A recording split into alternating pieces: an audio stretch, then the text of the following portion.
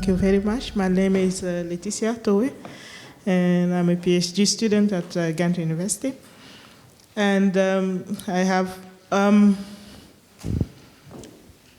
have questions that are a little bit cross-sectional. And first for IFS, you talked about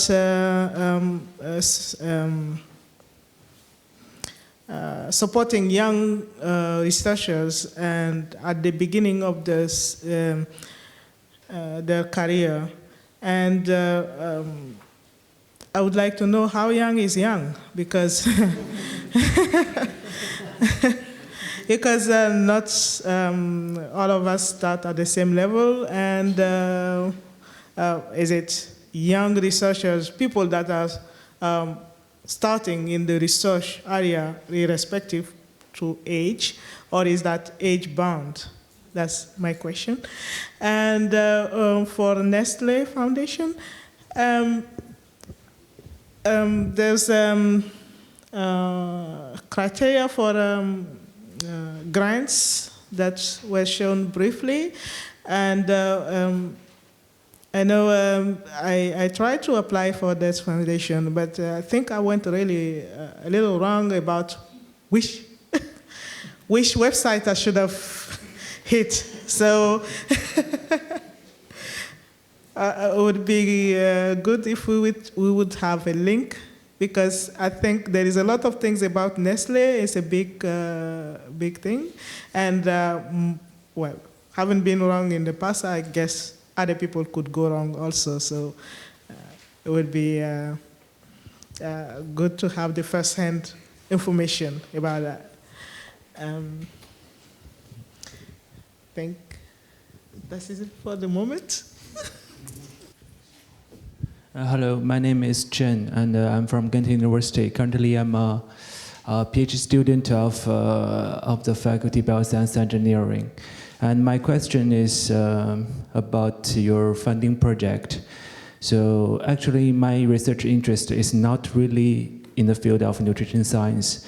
It's about how to use artificial intelligence to facilitate the development of nutrition science. So it's like it's in the field between nutrition science and computer science. So I think my topic is not really in the area that you want to fund, but I'm really struggling with my idea. I don't know where I can get money and where I can continue my research. So my question is, would you like to give the fundings to the project that is not really in the field of nutrition science, but to use artificial intelligence to facilitate the research? Thanks. Okay, so I guess my question is more broad and maybe to all of you.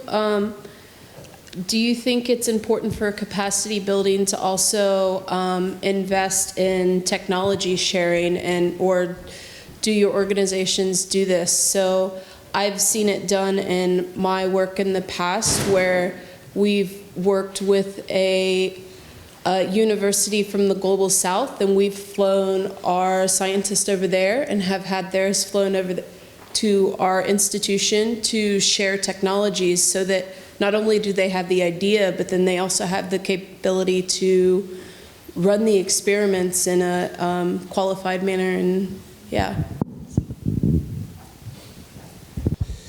Thank you. My name is Carla Shah. I have a question for maybe some of the speakers. I think in the panel we have both extremes of funding nutrition research, in the sense that we have the European Commission, especially to the Horizon 2020 program and Horizon Europe, the big calls, right? The big engines of funding research. And then we have the small funders that really invest in ideas and in people. Isn't there potential for structures in between? Because each of the structures faces important challenges to reach out and build capacity and solve problems. So I'm wondering, what's the best of both? Isn't there a mutual benefit in trying to make linkages between different type of research funding systems?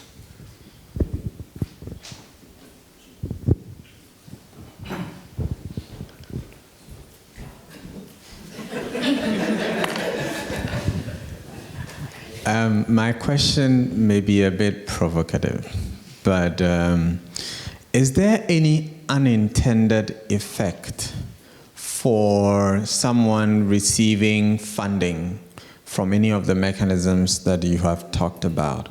And I say this particularly with Nestle Foundation's funding, for example, because of what we know about some of the issues around conflict of interest with Nestle.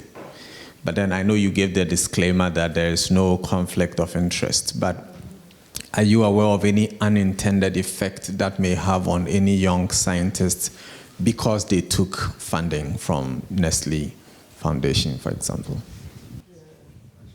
Okay, thank you very much. I think mine goes to the EU. I don't know whether I had it right. But we heard that NTM is closing up, which is something which we wouldn't like. Is there a possibility, for example, if we collectively, for the ones we got, we are beneficiaries of NTM, we come up with a proposal, would you now, would you have, or will there be a possibility of funding NTM as an NGO, so that through the, so that it continues to, the functions that it had on, on the assisting so many, I don't know whether you're getting me. Hello, EU.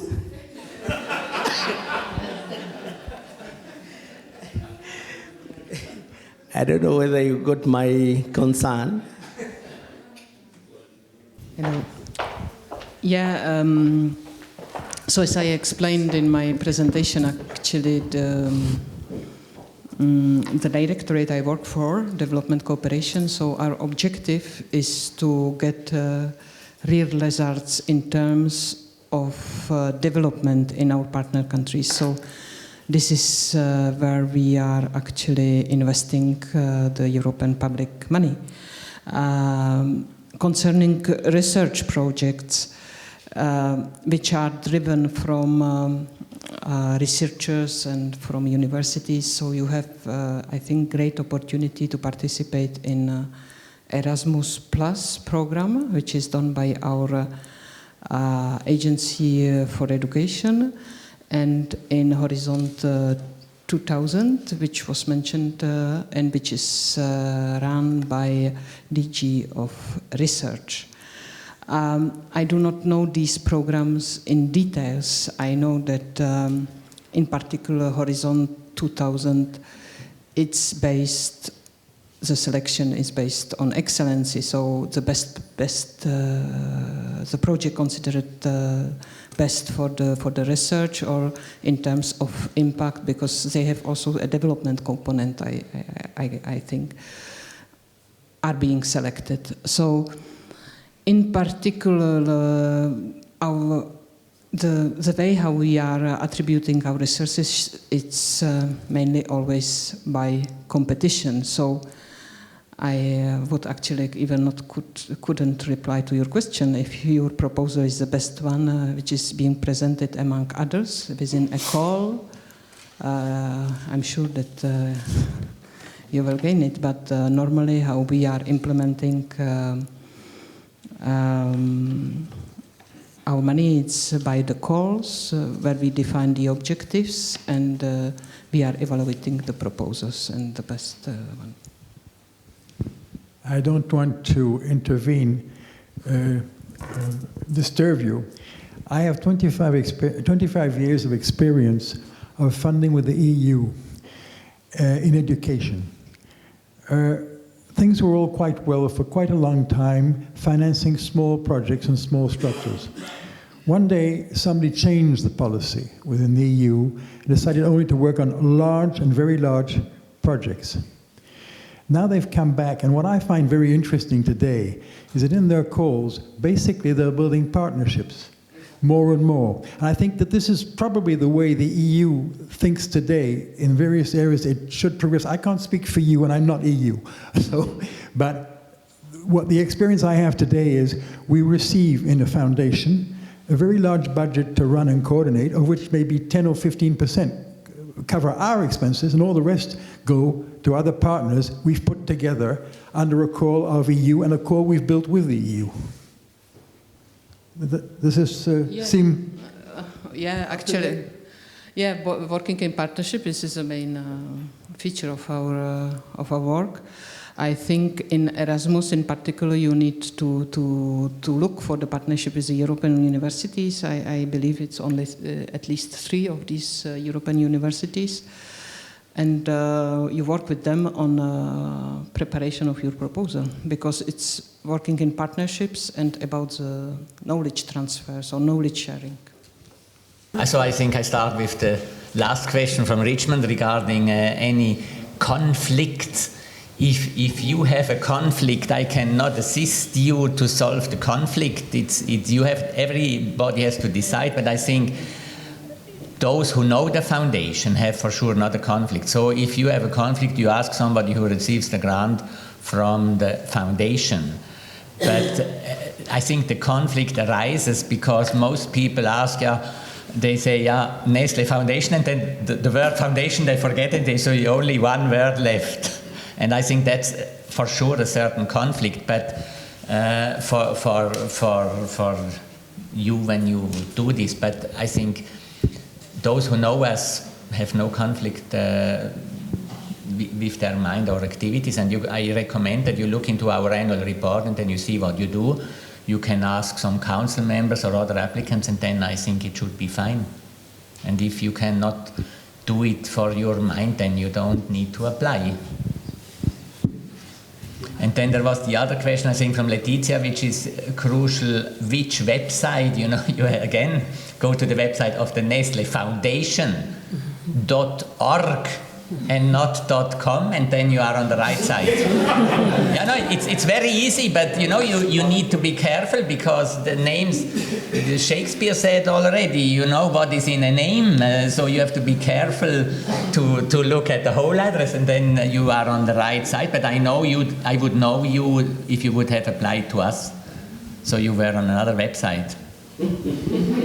And then regarding the criteria, I said we are focused in the field of maternal and child nutrition, but the major criteria is that you are from a low-income country, that you address a local problem and suggest a local solution. If you would suggest a high-tech solution which is not feasible, we would probably not support it. I think this is very important. And then your other remark regarding age, I think is very important, because in Europe often it's said if you are 35, you are already very old for a grant.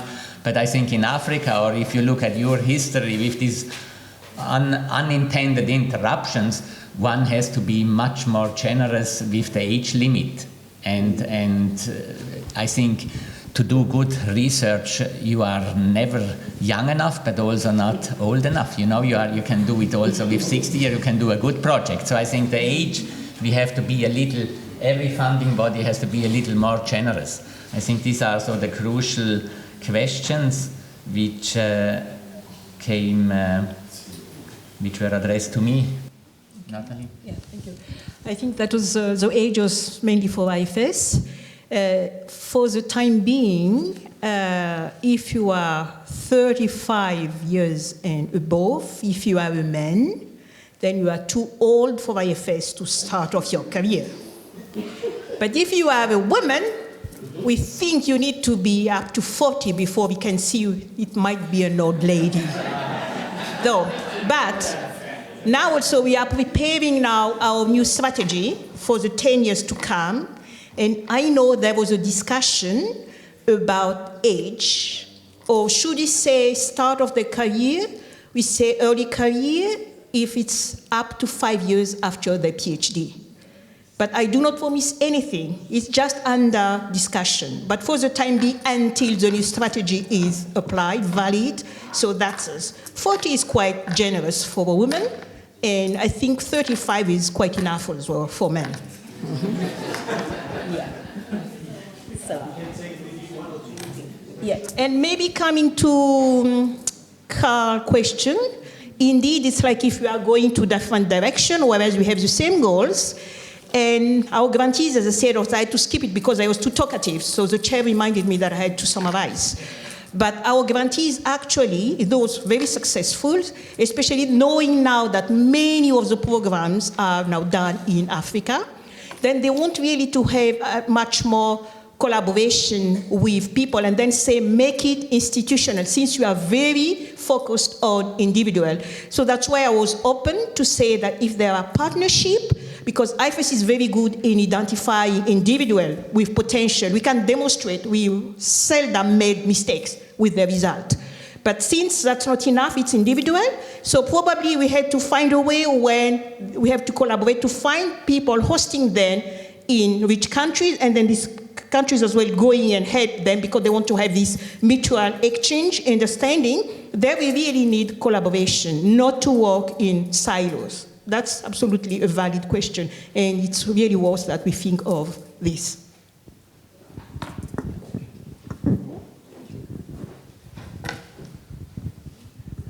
Okay, I'm not sure if mine is a question or a comment, and I think Patrick can help if it's also. But on the question of having locally relevant research ideas, and this is what we support a lot. But I'm having a challenge of how to make people generate locally relevant ideas.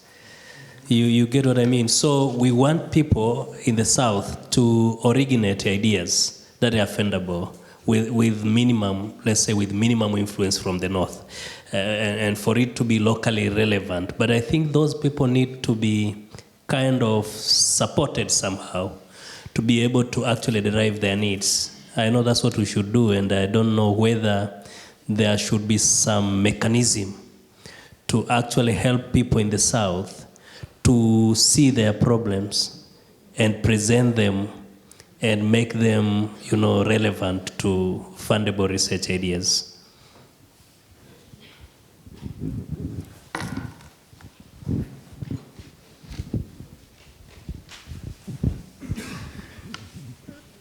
I think that the only way you can do this is by example. And you have entrepreneurs and you have social entrepreneurs in all areas.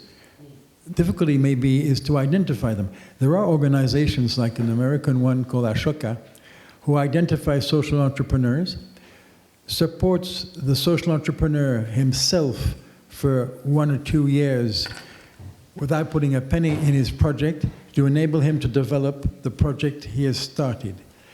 I think that in all countries you'll find young people, you'll find entrepreneurs, and people will initiate. I do agree it's not always easy to identify them. Personally, in our foundation, we don't identify them ourselves. We do count on people like Ashoka who have structures, who find people, select, have a very good selection committee, and also they are a network who support these social entrepreneurs, so they're not alone. But it's by speaking and by example that people appear.